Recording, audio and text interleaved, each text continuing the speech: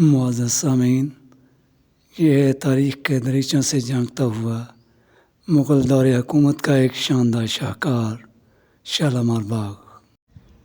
اس کو شاہکار میں نے اس لیے کہا کہ اگر اس کو ایک سائڈ سے دیکھا جائے تو یوں لگے گا کہ ایک بہت بڑی ساری سیڑھی کے 3 سٹیپس ہوں، یعنی یہ 3 حصوں پہ مشتمل ہے جو کہ سیڑھی کے 3 سٹیپس کی طرح ہیں۔ پہلے سٹیپ کا نام فرت بخش، دوسرے سٹیپ کا نام فیض بخش اور تیسرے سٹیپ کا نام حیات بخش ہے۔ مغل بادشاہ شاہ جہاں نے 1631 عیسوی میں اس باغ کو تعمیر کروایا تھا اور اس کا نام شالامار رکھا تھا، جس کا مطلب ہے خوشی اور سکون کا گھر۔ یہ حقیقت ہے کہ یہاں آنے والوں کو یہاں کی خوبصورتی، ہریالی اور ٹھنڈی ہوائیں اپنے سحر میں جکڑ لیتی ہیں۔ اس وقت ہم باغ کے پہلے حصے میں موجود ہیں۔ پہلی منزل یا پہلا ٹیرس کہہ لیں، اس کا نام تو آپ کو یاد ہوگا نا، فرا بخش، جس کا مطلب ہے خوشی دینے والا۔ یہ والا حصہ جو ہے یہ شاہی خاندان کے لیے بنایا گیا تھا، جہاں پہ بادشاہ، ملکہ، شہزادے، شہزادیاں اور شاہی خاندان کے افراد آ سکتے تھے۔ ان کے علاوہ کسی کو بھی یہاں پہ آنے کی اجازت نہیں تھی۔ اس حصے میں ایک کراس کی شکل میں روشیں بنائی گئی ہیں، جن کے جنکشن پوائنٹ پہ ایک بڑا فوارہ لگایا گیا ہے اور باقی 4 لائنوں میں چھوٹے فوارے لگائے گئے ہیں، جو کہ رات کے وقت بہت خوبصورت منظر پیش کرتے ہیں۔ مین گیٹ سے داخل ہوتے ہی آپ آخر تک دیکھ لیتے ہیں اور ان سرخ اینٹوں سے بنی ہوئی یہ سڑکیں اور ان کے آخر میں بنی ہوئی بارہ دریاں کتنا خوبصورت منظر پیش کرتی ہیں۔ باغ کا ڈیزائن دیکھ کے لگتا ہے کہ مغل بادشاہوں کے پاس فن تعمیر کے بہت ماہر کاریگر موجود تھے، جنہوں نے اتنی اعلیٰ قسم کی یہ بلڈنگز بنائیں۔ باغ کے پہلے حصے سے جہاں پہ فواروں کی لائن ختم ہوتی ہے تو 12 دری میں سے گزر جانے کے بعد یہ آگے گھاس والے کچھ لانز بنائے گئے ہیں۔ یہاں پہ یقیناً اس وقت بادشاہ آرام کرتے ہوں گے یا موسیقی کی محافل کا انعقاد کیا جاتا ہوگا، پارٹیاں ہوتی ہوں گی، جو بھی کوئی فنکشن ہوتے ہوں گے فیملی کے، وہ ادھر ہی کیے جاتے ہوں گے۔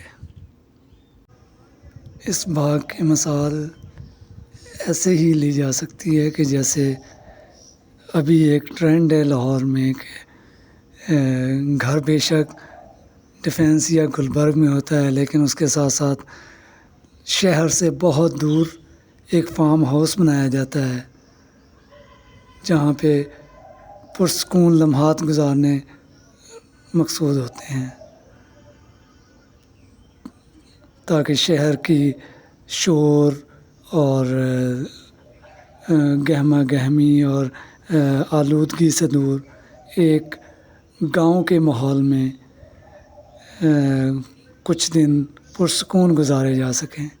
اسی طرح یہ باغ بھی شہر سے بہت دور بنایا گیا تھا۔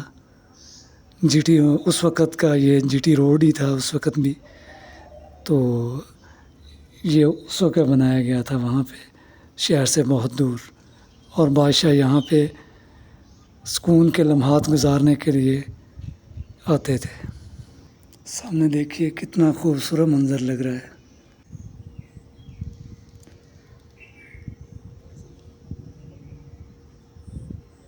جی تو یہ باغ کے پہلے حصے فرح بخش کی سیر ہو چکی ہے، اس کا مطلب ہے خوشی دینے والا حصہ۔ اچھا تو اب ہم اس کے دوسرے حصے کی طرف چلتے ہیں، یعنی سیکنڈ ٹیرس کی طرف۔ اس حصے میں یہ لیفٹ سائڈ پہ آپ دیکھ رہے ہوں گے کنٹین بنی ہوئی ہے، جہاں سے آپ کھانا کھا سکتے ہیں اور مشروبات آپ کو مل سکتے ہیں۔ وہ سامنے جو مینار نظر آ رہا ہے، اس سے آگے باغ کا دوسرا حصہ شروع ہو جاتا ہے، جو کہ اس پہلے حصے سے تقریباً 10-15 فٹ نیچے ہے، تو سیڑھیوں سے آپ کو نیچے جانا ہوگا۔ چلیں چلتے ہیں پھر ہم ابھی دیکھتے ہیں، پہلے اوپر سے ہم منظر دیکھیں گے کہ اوپر سے باغ کے دوسرے اور تیسرے حصے کا منظر کیسا لگتا ہے، اس کے بعد پھر ہم نیچے جائیں گے۔ یہ جو سامنے لان نظر آ رہے ہیں اور فوارے لگے ہوئے نظر آ رہے ہیں، یہ باغ کا دوسرا حصہ ہے، فیض بخش۔ اور اس سے ان فواروں سے آگے آپ کو پھر باغات نظر آ رہے ہوں گے، کافی سارے درخت نظر آ رہے ہوں گے۔ وہ حصہ یہ دوسرے حصے سے بھی تقریباً 4-5 فٹ نیچے ہے، یعنی ایک اور سٹیپ جو تیسرا سٹیپ بنا ہے، وہ اس پہ وہ درخت لگائے گئے ہیں، وہ تیسرا حصہ ہے۔ تو ابھی ہم پہلے حصے کے اوپر کھڑے ہوئے یہ دوسرا اور تیسرے حصے کا منظر دیکھ رہے ہیں۔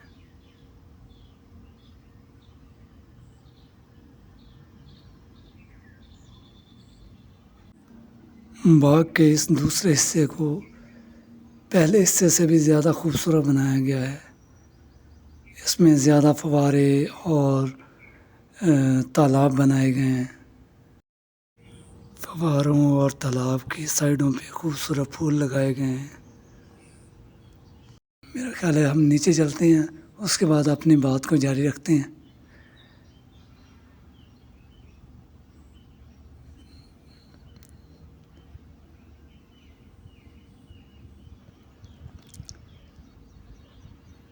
یہ 15-20 سٹیپس کے ساتھ نیچے جائیں گے۔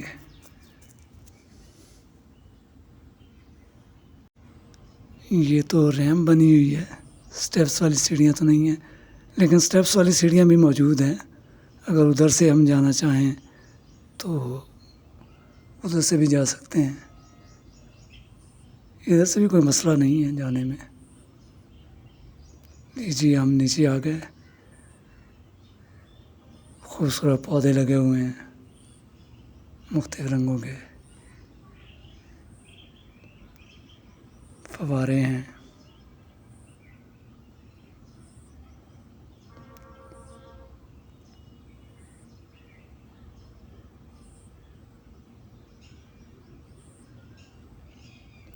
ابھی ہم یہ فواروں کے ساتھ ساتھ چل رہے ہیں۔ یہ بارہ دری بنی ہوئی ہے، دھوپ سے بچنے کے لیے ادھر بیٹھ سکتے ہیں گرمی کے موسم میں۔ ابھی ہم ان فواروں والے تالاب کے گرد چکر لگائیں گے، سارے کو دیکھیں گے، کتنے خوبصورت انداز میں اس کے سائڈوں سے بھی بنایا گیا ہے کہ ہر ایک فوارے کے سائڈوں پہ ڈیزائن جو ہے کافی اچھا بنایا گیا ہے۔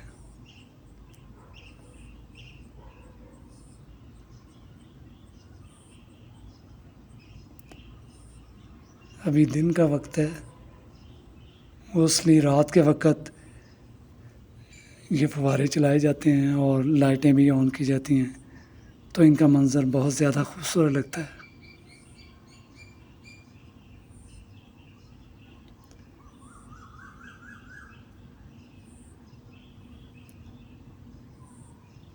وہ سامنے جو نظر آ رہی ہے بلڈنگ سی، وہاں پہ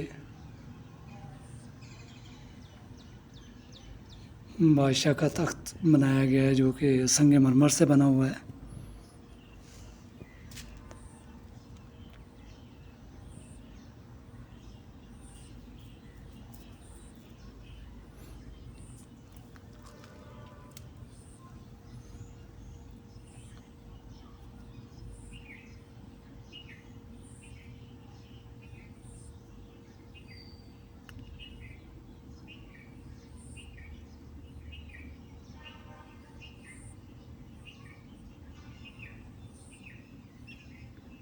یہ دوسرے حصے میں لان بھی بنائے گئے ہیں۔ تو اس حصے کی خاصیت یہ ہے کہ یہاں یہ والا اتنا خوبصورت اس وجہ سے بنایا گیا ہے کہ یہاں پہ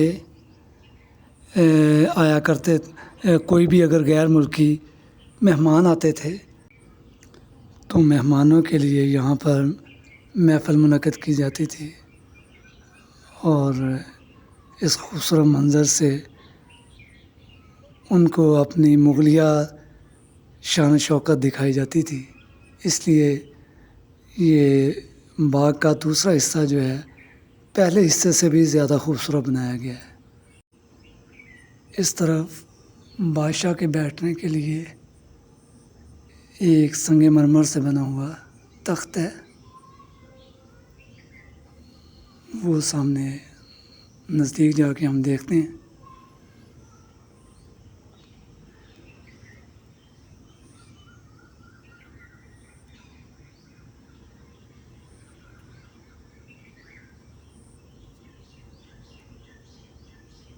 یہ تخت بنایا گیا تھا جہاں پہ بادشاہ بیٹھتا تھا، اور باقی مہمانوں کے لیے وہ درمیان میں بھی، تالاب کے درمیان میں بھی ایک راستہ بنایا گیا ہے، تو وہ وہاں پہ بھی سنگ مرمر سے ہی اس تخت کی طرح کا سنگ مرمر سے ہی بنایا گیا ہے، وہ خوبصورت سا ایریا۔ تو یقیناً مہمانوں کو وہاں پہ بٹھایا جاتا ہوگا سامنے۔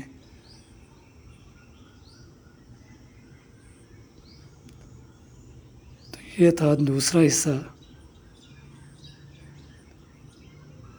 جس کا نام فیض بخش تھا، جس کا مطلب ہے نعمتیں دینے والا۔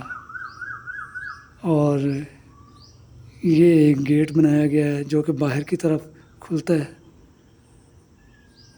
شاید یہ مہمانوں کے لیے آنے کے لیے ہوتا ہوگا کہ مہمان یہاں سے انٹر ہوں، کیونکہ جو پہلا حصہ ہے باغ کا، وہاں پہ تو فیملی کے ممبرز ہی آ سکتے تھے، تو مہمانوں کے لیے یہ والا گیٹ بنایا گیا ہوگا۔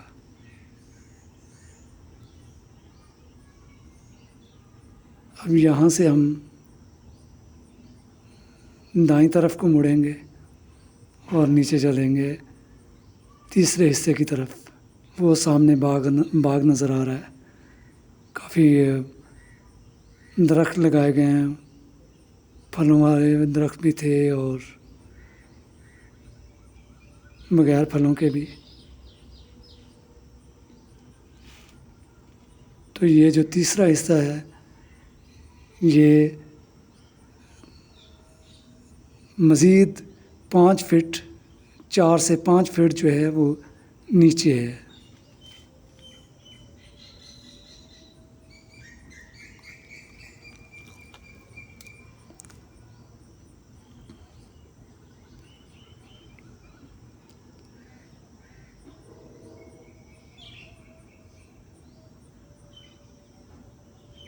یہ آگے یہاں سے ڈھلان شروع ہو جاتی ہے نیچے کی طرف کو،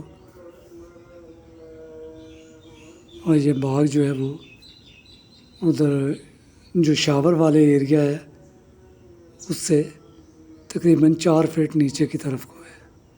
تو یہ باغ مسلسل نیچے کی طرف ڈھلان جاتی ہے اینڈ تک۔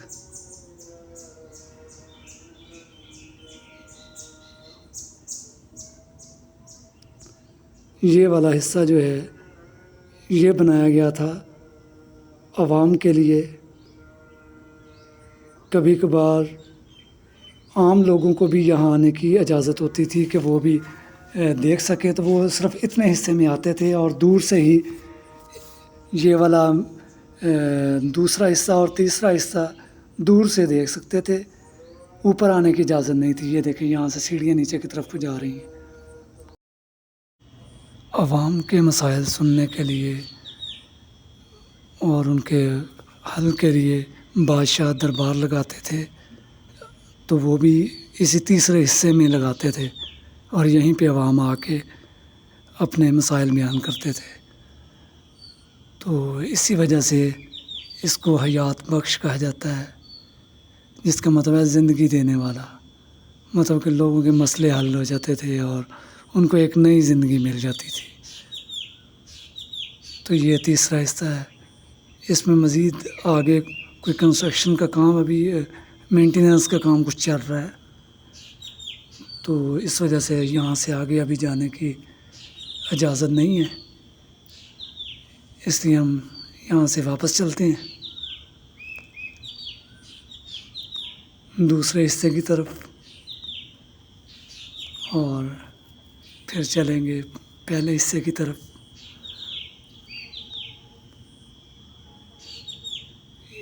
یہ اس دفعہ ہم واپس جاتے ہوئے یہ سٹیپس والی سیڑھیاں ہیں ادھر بنی ہوئی،